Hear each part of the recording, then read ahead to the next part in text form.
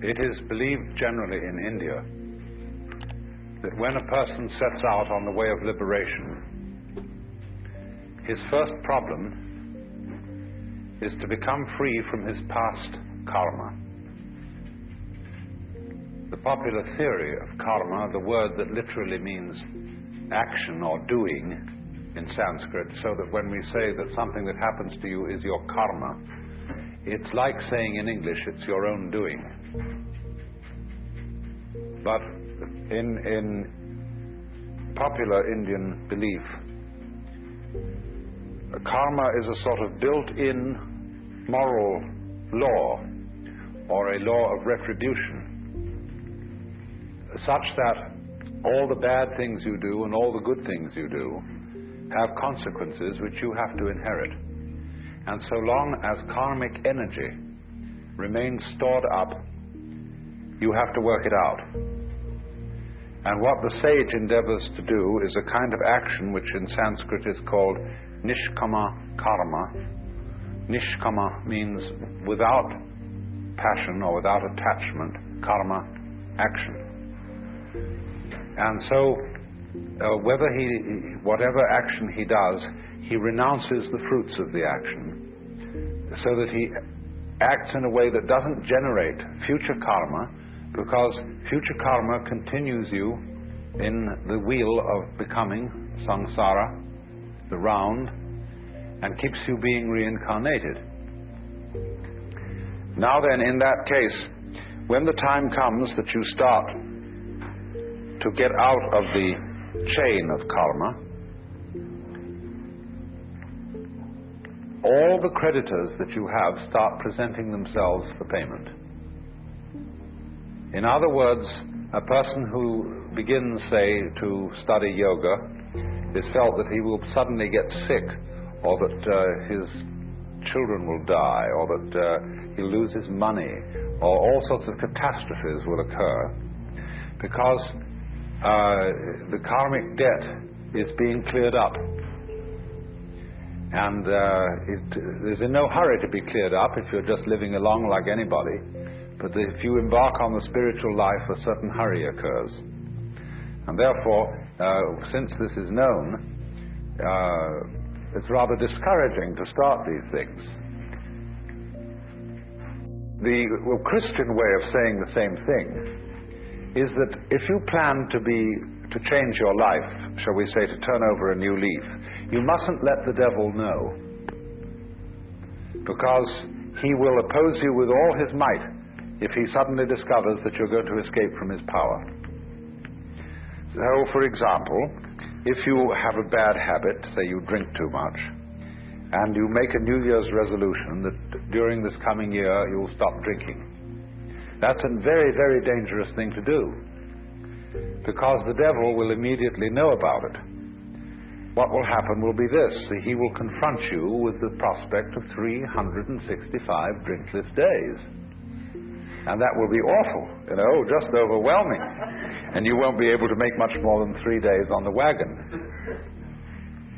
So in that case, you compromise with the devil and say, just today I'm not going to drink, you see, but tomorrow maybe, we'll go back.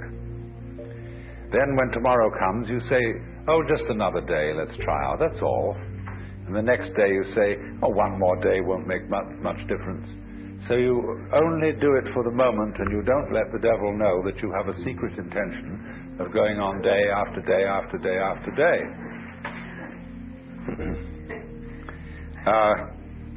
But of course, there's something still better than that. And that is not to let the devil know anything. And that means, of course, not to let yourself know. One of the many meanings of that saying, let not your left hand know what your right hand doeth, is just this. And that was why in Zen discipline, a great deal of it centers around acting without premeditation. As those of you know who read Herrigel's book, Zen in the Art of Archery, it was necessary to release the bowstring without first saying now. There's a wonderful story, you may also have read, by a German writer, von Kleist, about a boxing match with a bear. The man can never defeat this bear because the bear always knows his plans in advance and is ready to deal with any situation.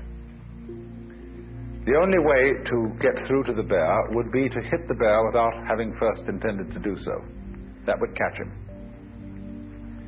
And so this is one of the great problems in the spiritual life, or whatever you want to call it, is to be able to have intention and act simultaneous. By this means you escape karma and you escape the devil. So you might say that the Taoist is exemplary in this respect. That this is getting free from karma without making any previous announcement. Of simply, supposing we have a train and we want to unload the train of its freight cars, you can go to the back end and you can unload them one by one and shunt them into the siding. But the simplest of all ways of unloading is to uncouple between the engine and the first car, and that gets rid of the whole bunch at once. And it is in that sort of way, you see, that the Taoist gets rid of karma without challenging it. And so it has the reputation, you see, of being the easy way.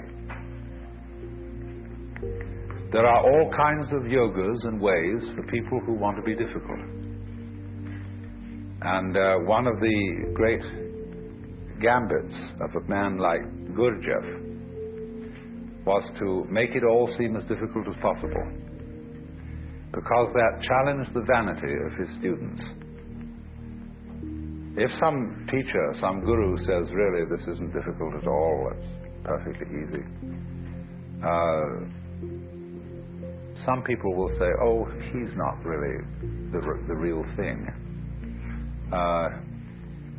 We want something tough and difficult, and when we see somebody starts out giving you a discipline that's very, very weird and rigid, people think, now there is the thing. That man means business. See? And so they flatter themselves by going to such a guy that they are serious students, whereas the other people are only dabblers and so on.